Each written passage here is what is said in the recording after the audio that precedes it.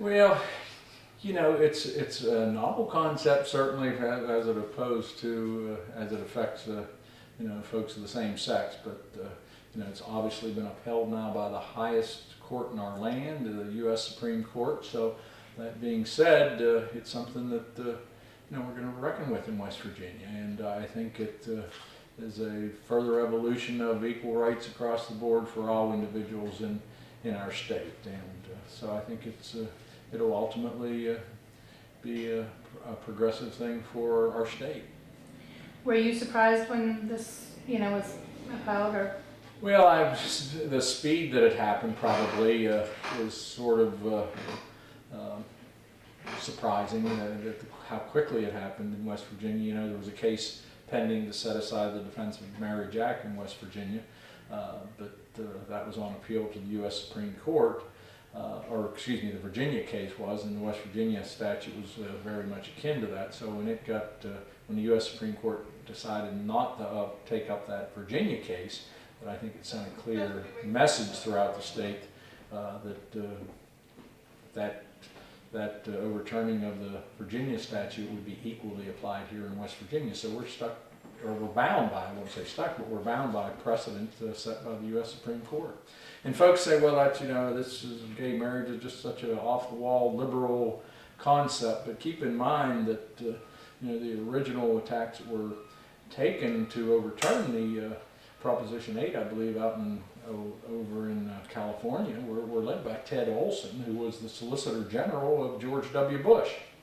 And if you look at the makeup of the U.S. Supreme Court, Shauna, there's 5 of the 9 were appointed by either Reagan or Bush. So they're Republican dominated, and most would consider a very conservative court that have upheld under Citizens United that corporations are people. So I guess now they've decided that people are people too, and are entitled to equal rights. But you know, that's the way it's evolved, and now we're, as a member of the state Senate and president of the Senate, I'm required and will uphold the law of the state of West Virginia.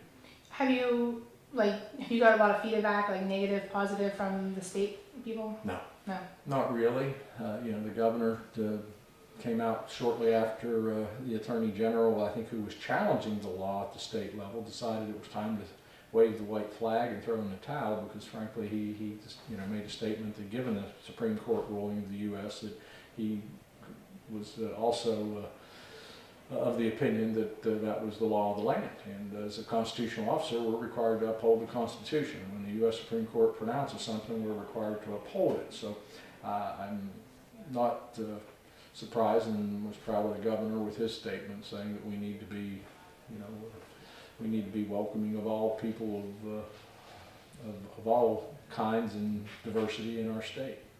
Well, I was reading, I think you were kind of talking about it a few minutes ago, where I guess gay and lesbians, they can be discriminated for housing and employment. How exactly is that possible?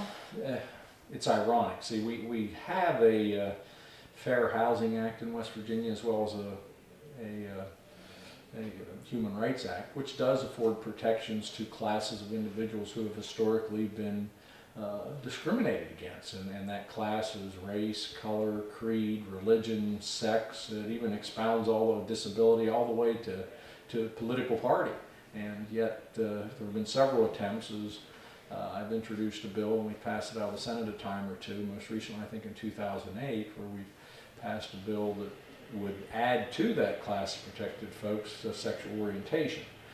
That would effectively prohibit and bar people from being evicted from their homes or fired from their job because of their sexual orientation. So in light of the fact that the U.S. Supreme Court, and now our state, has recognized gay marriages, in fact folks are going to our courthouses and getting married today, that it just seems funny to me that you could get married on Saturday in our state, be evicted on Sunday and fired on Monday.